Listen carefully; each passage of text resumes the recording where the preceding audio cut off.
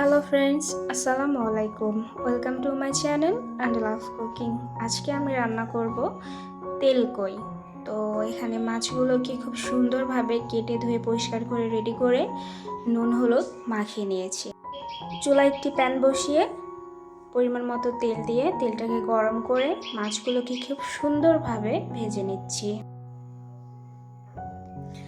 মাছের এক পাশ ভাজা হয়ে গেছে, উল্টিয়ে দিচ্ছি। অপর পাশটাও খুব সুন্দরভাবে ভেজে নিচ্ছি, মানে খুব বেশি ভাজবো না, জাস্ট হালকা করে ভেজে নিচ্ছি।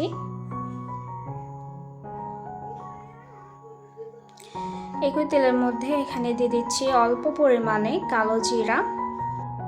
কয়েক সেকেন্ড ভেজে এখানে দিয়ে দিচ্ছি পেঁয়াজ বাটা। এখানে আমি 2টা মিডিয়াম সাইজের পেঁয়াজ নিয়েছি।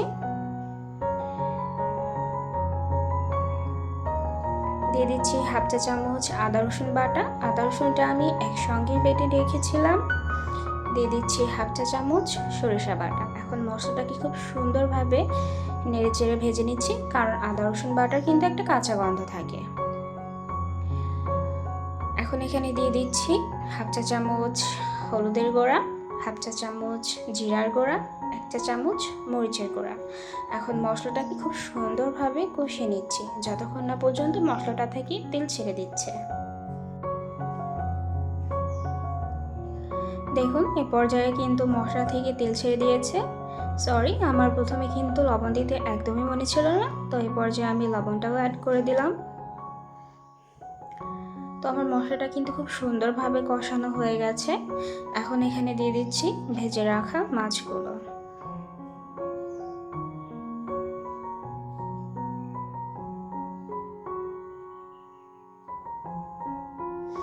মাছগুলোকে মশলার সঙ্গে খুব সুন্দরভাবে কিছুক্ষণ কষিয়ে নিচ্ছি।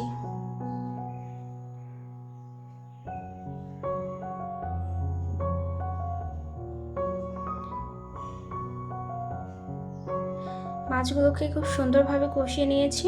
এখন এখানে ঝোলের জন্য কিছুটা পানি অ্যাড করে দিচ্ছি।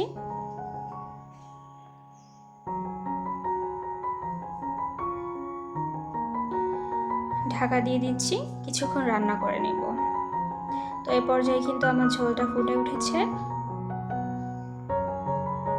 এখন এখানে 3-4টার মতো কাঁচামরিচ ফালি করে দিয়ে দিচ্ছি, সুন্দর একটা ফ্লেভার আসবে।